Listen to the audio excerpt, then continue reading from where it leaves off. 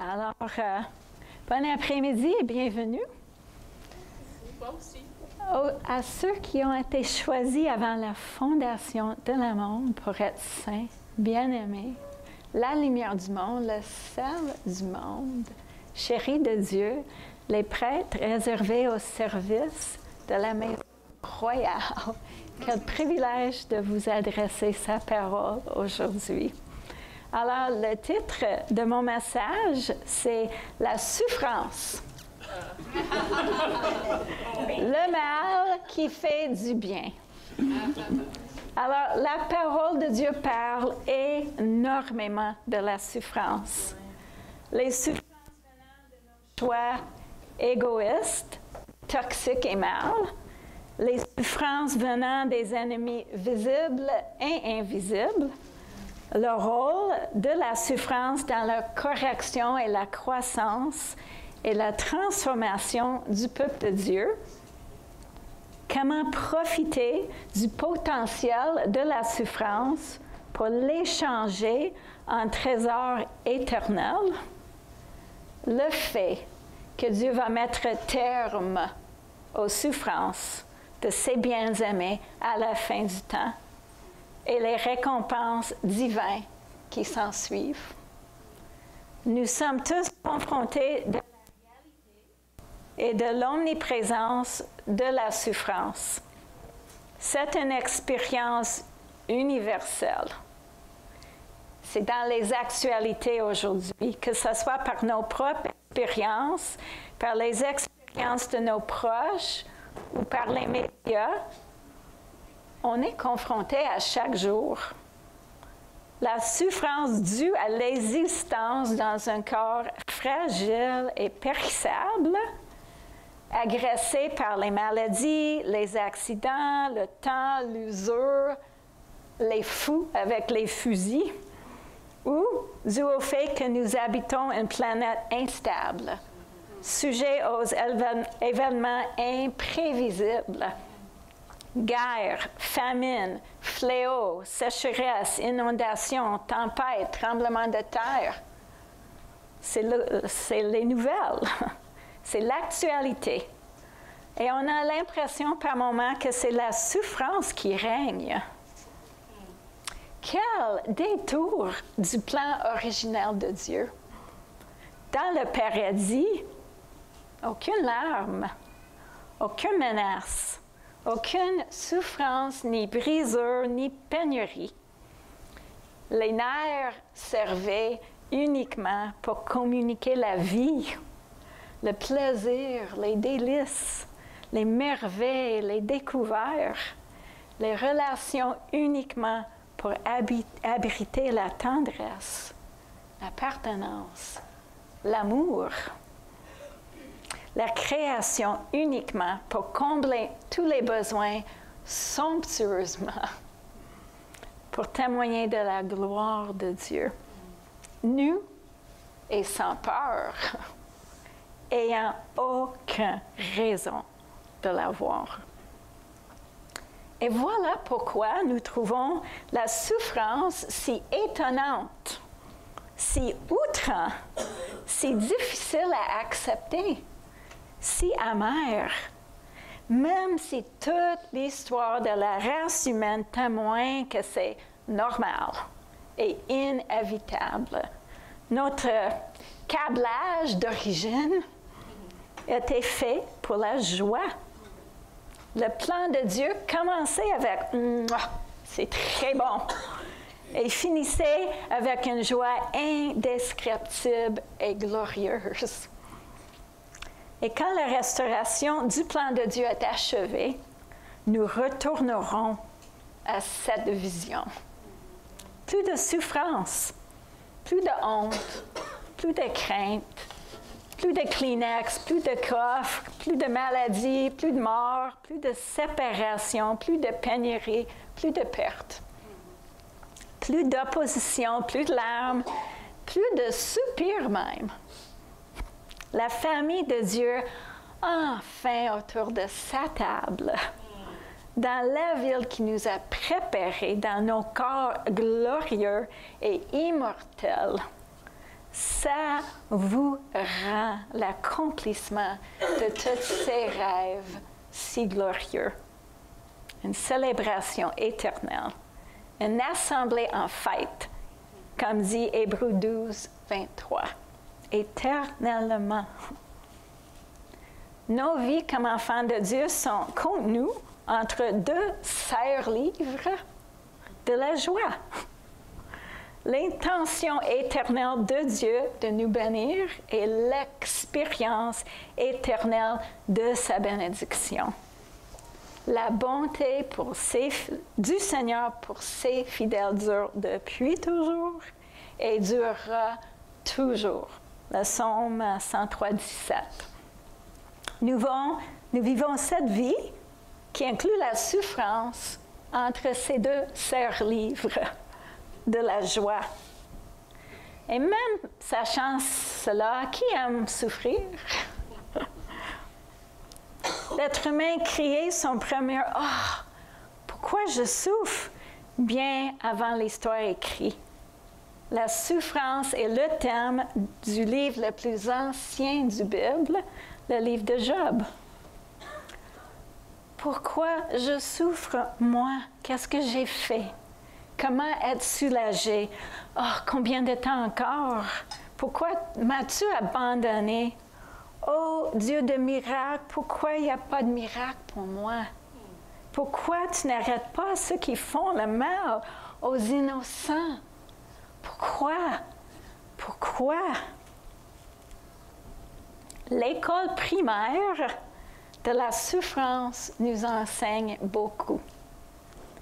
Même si la souffrance est due à la chute, la parole nous enseigne que nous pouvons et nous devrons faire confiance à Dieu, que dans ses mains, la souffrance apporte non plus la mort, mais la vie. Commençons avec la conversion. Ça fait 50 ans que j'ai le privilège énorme d'entendre les témoignages de comment les individus sont venus au Seigneur. Jusqu'à date, je n'ai jamais entendu quelqu'un dire qu'il est venu au Seigneur parce que tout allait trop bien, qui vivait une félicité parfaite dans tous les domaines de sa vie, à un tel point, il partait à la recherche de Dieu pour savoir qui remercier. C'était sa seule souffrance. Par contre, j'ai souvent entendu que la souffrance poussait quelqu'un à laisser les idoles et de chercher l'aide et la consolation de Dieu. Et la souffrance continue à être un outil précieux dans les mains de Dieu tout au long de notre vie chrétienne ici terre. Jacques 1, 2 à 4. Mes frères et sœurs, quand vous passez toutes sortes d'épreuves, considérez-vous comme heureux, car vous le savez. La mise à l'épreuve de votre foi produit l'endurance. Mais il faut que votre endurance aille jusqu'au bout de ce qu'elle peut faire pour que vous parveniez à l'état adulte et soyez plein de force, les gens auxquels il ne manque rien. En Pierre 1, 6 et 7. Voilà ce qui fait votre joie, même si actuellement il faut que vous soyez attristés pour un peu de temps par diverses épreuves. Celles-ci servent à éprouver la valeur de votre foi. Le feu du creuset n'éprouve-t-il pas l'or, qui pourtant disparaîtra un jour? On va marcher dessus même. Pourtant, votre foi qui a résisté à l'épreuve a une valeur beaucoup plus précieuse. Elle vous vaudra louange, gloire et honneur lorsque Jésus-Christ apparaîtra. 1 Corinthiens 4, 17, 18. En effet, nos détresses présentes sont passagères et légères. C'est Paul qui écrit ça. On a la liste de ses souffrances. Nos détresses passagères, présentes, légères, par rapport au poids insurpassable de la gloire éternelle qu'elle nous prépare. Et nous ne portons pas notre attention sur les choses visibles, mais sur les réalités encore invisibles, car les réalités visibles ne durent qu'un temps, mais les invisibles demeureront éternellement. Romains 5, 3 à 5, mieux encore, nous tirons fierté même de nos détresses, car nous savons que la détresse produit la persévérance.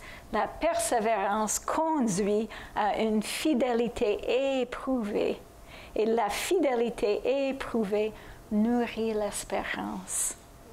Or, notre espérance ne risque pas de tourner à notre confusion, car Dieu a versé son amour dans notre cœur par l'Esprit Saint qu'il nous a donné.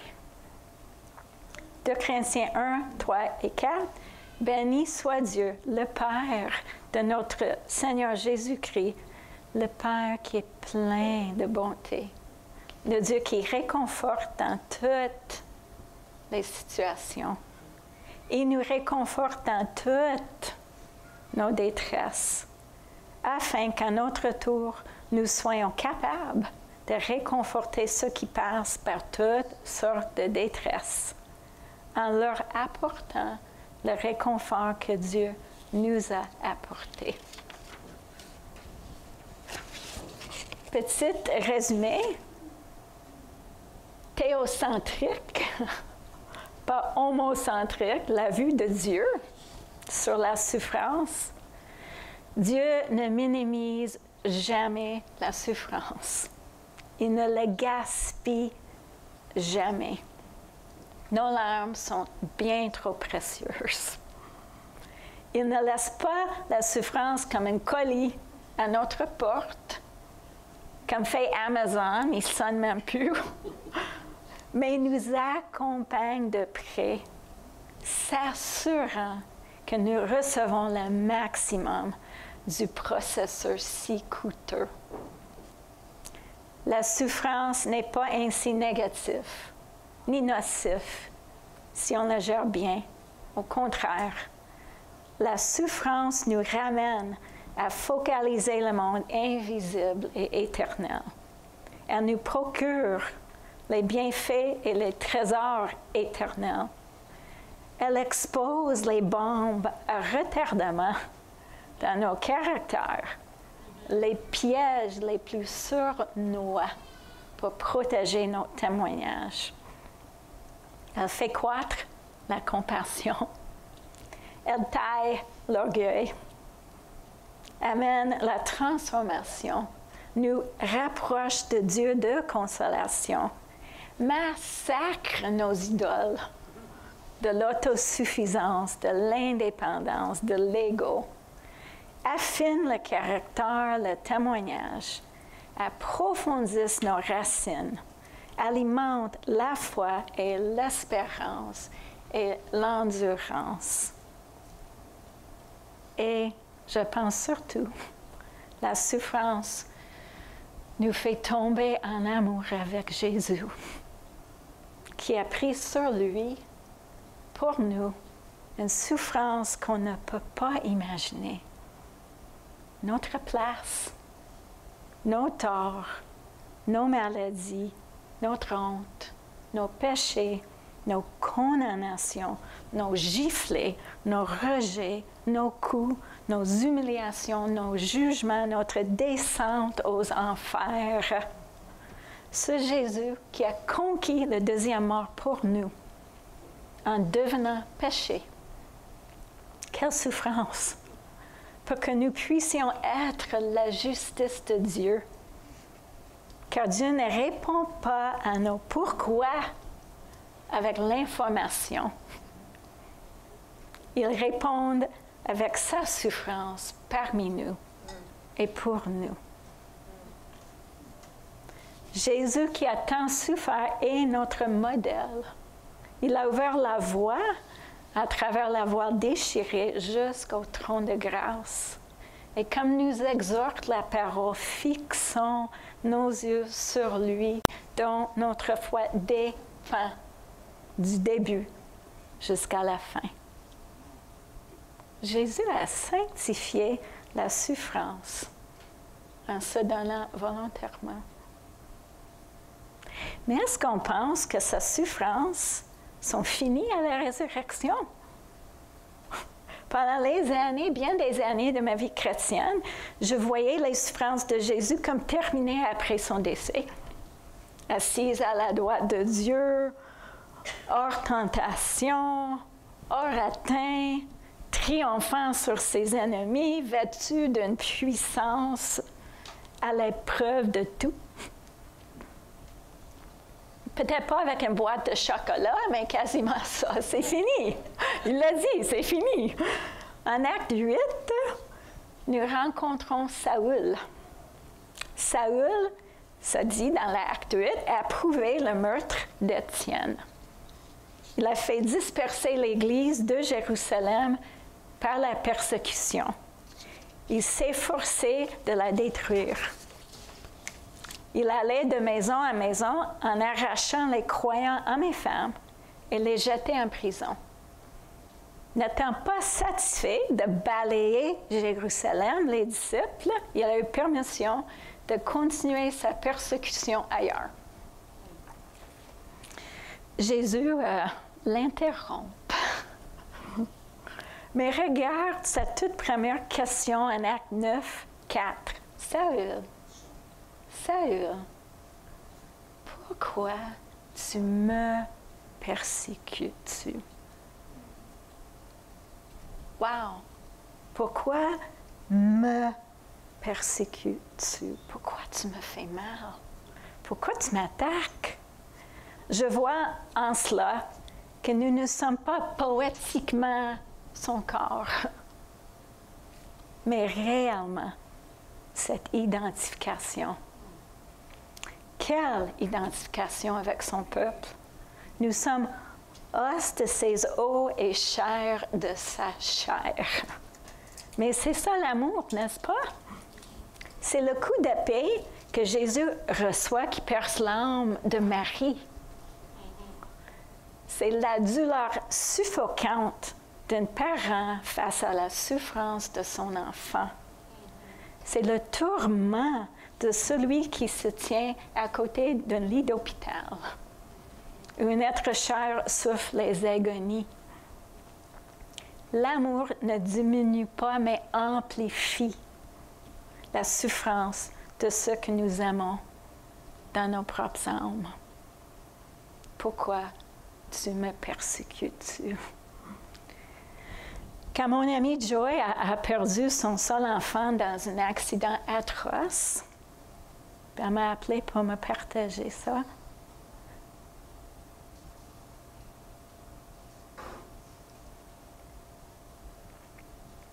En raccrochant avec elle, j'ai pleuré comme je n'ai jamais pleuré dans toute ma vie. J'ai tellement hurlé, je me suis fendu la tête. Je ne pouvais pas bouger pendant 3 jours. J'avais tellement mal. Parce que j'ai compris que sa vie était changée à jamais. Ce n'était pas une décision de ma part, c'était une constatation. Parce que je l'aime, ma vie aussi, mon cœur est changé à jamais. Elle va souffrir le restant de ses jours, puis je l'accompagne. Et Dieu nous aime plus que ça. Donc, il souffre volontairement et inévitablement jusqu'à ce jour. C'est ça l'amour. Le Dieu qui nous a dit de pleurer avec ceux qui pleurent, pleure avec nous. Dieu qui pleurait en voyant les gens en deuil, pleure toujours avec ça en deuil. Jésus qui criait une lamentation. La prochaine fois que vous lisez ça à Matthieu, ne lisez pas comme « Jérusalem, Jérusalem, comme j'aurais voulu. » Crier une lamentation je ne ferai pas, de ses tripes, parce qu'il voyait venir toutes les conséquences de leur refus. Et Jésus qui a crié sur la ville de Jérusalem a le même cœur pour les perdus qui nous entourent aujourd'hui. Est-ce que Jésus souffre encore? Mais non. Pour les gens qui souffrent en s'identifiant avec lui, ils souffrent avec eux. Chaque persécution, chaque décapitation, chaque viol, chaque injustice, chaque torture, chaque emprisonnement, chaque giflé, chaque enlèvement, chaque lapidation, chaque famille brisée, il n'est pas au-delà de tout. Il est avec son corps et son corps souffre. En se faisant chair, notre Emmanuel est venu parmi nous, entrant dans nos souffrances, et il est toujours. Et nous suivons Jésus. Ceux qui entrent dans sa mort et sa résurrection ne trouvent pas un abri contre la souffrance, mais une invitation de souffrir volontairement pour le royaume comme il le fait. Voilà l'école secondaire de la souffrance, avec la fondation de tous les ABC que nous avons appris au primaire. Colossiens 1, 24, Paul dit, « Maintenant, je me réjouis des souffrances que j'éprouve pour vous, car ainsi, à ma personne, j'aide à compléter ce qui manque encore aux souffrances du Christ pour son corps, qui est l'Église. » 2 Timothée 3,12, en fait, tous ceux qui sont décidés à vivre dans la piété par leur union avec Jésus-Christ connaîtront la persécution. Philippiens 1, 29, qu'on va regarder en profondeur mardi. En effet, Dieu vous a accordé la grâce. Puis cette mot grâce, toutes les autres fois dans le Nouveau Testament que c'est employé, c'est super positif. Dieu fait la grâce de donner toutes les vies à Paul sur le bateau, parle d'Abraham qui a eu la grâce d'être ami de Dieu. Toutes les fois que ça parle de la grâce, c'est super, super, super non mérité et positif. Dieu nous a accordé la grâce, non seulement de croire en Jésus, mais encore de souffrir pour lui, et d'autres traductions disent souffrir pour son bien. Si la primaire de la souffrance est de vivre la communion fraternelle de Jésus dans mes souffrances, le chrétien mature cherche à vivre la communion fraternelle avec Jésus dans ses souffrances. Car même si la rédemption est complète et que Jésus est mort une fois pour tous, payant les péchés de tous les gens, de tous les temps, et que rien ne peut être ajouté à son sacrifice parfait, il reste un prix à payer. Le prix de porter ce paiement parfait dans un monde bien imparfait. Un monde perdu sous les esprits de l'opposition. Paul l'a payé, les autres apôtres aussi, les missionnaires, les réformateurs, nous. Il y a un prix à payer en annonçant l'Évangile dans une société hostile. Un prix à payer en cherchant la justice pour les opprimés, les pauvres, les minorités abusées. En s'impliquant dans la vie de quelqu'un qui est vraiment pas bien dans leur peau. En s'investissant dans la vie d'un voisin. En évangélisant ses proches. en restant dans un mariage difficile, en servant un patron déraisonnable. L'avancement du royaume de Dieu dans nos vies et autour de nous va toujours rencontrer l'opposition. Va amener de la souffrance. La souffrance pour ce que Jésus a sur son cœur. Nous sommes appelés pour souffrir pour le bien de Jésus. Nous sommes plus familiers avec sa souffrance pour notre bien. Nous sommes invités à entrer dans ses souffrances. Nous sommes plus à l'aise de l'inviter à entrer dans nos souffrances.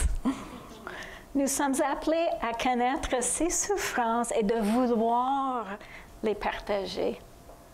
Nous sommes plus facilement conscients de nos souffrances et le désir de les éviter ou d'en finir.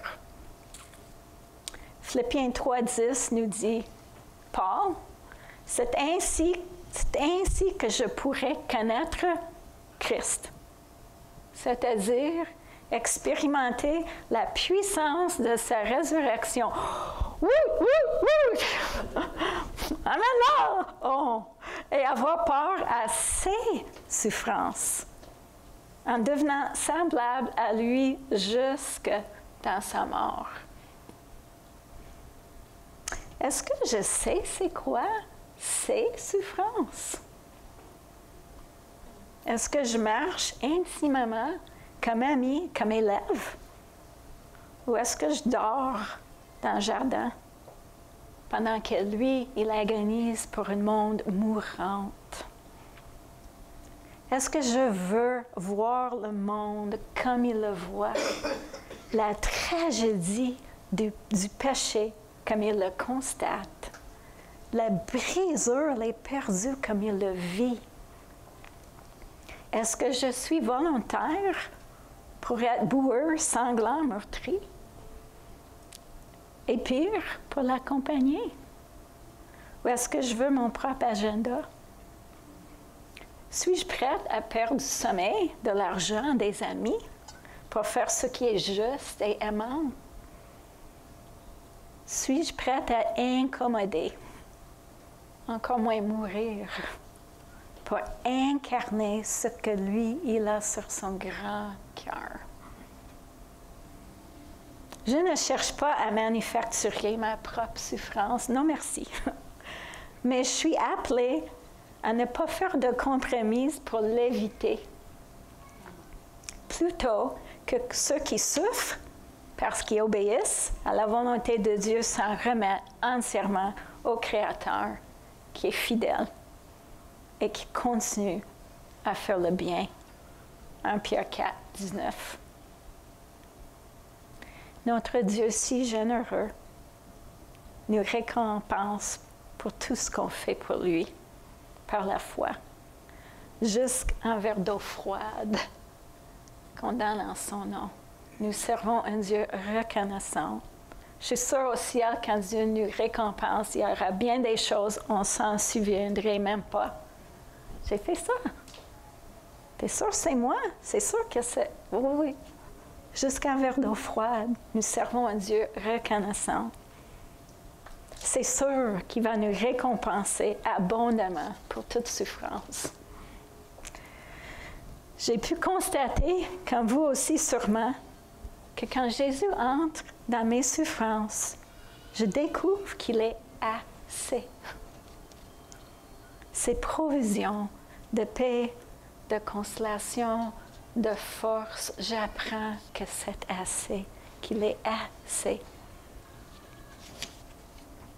Mais quand j'entre dans les souffrances de Jésus, je découvre qu'il est tout, qu'il n'y a vraiment pas d'autre chose d'important, d'éternel, de digne de ma vie. Alors, quand j'entre dans mes souffrances, je découvre qu'il suffit. Quand j'entre dans ses souffrances, je découvre qu'il est tout. Le monde invisible devient ma réalité la plus importante. Je gagne une perspective éternelle qui me soutient dans ce monde visible. Quelle grâce! Tu deviens pas juste assez, mais tout pour moi. La souffrance peut donc accomplir deux miracles dans nos vies dont on aura vraiment besoin, je crois, dans les jours à venir. Ça fait partie de mettre notre maison en ordre, avoir une bonne relation avec la souffrance. La souffrance détrône l'idole numéro 1 dans ma vie, moi, et m'apprend à aimer Dieu plus que ma propre vie. Ça, c'est un miracle. La souffrance m'apprend que le monde invisible et le monde réel et éternel, me donnant espoir et anticipation pour mon vrai chez moi. Je vois ce qui n'est pas visible qu'avec les yeux de la foi. Miracle! Alors, qui aime souffrir? Personne! Mais nous pouvons nous réjouir que notre Dieu, Père, Fils et Saint-Esprit, si sage, si tendre, si compréhensible, si près, si fidèle, si généreux, sait bien comment transformer nos souffrances et inévitables et volontaires pour nous préparer les trésors éternels, pour notre joie intéressable et pour son bon plaisir. Amen.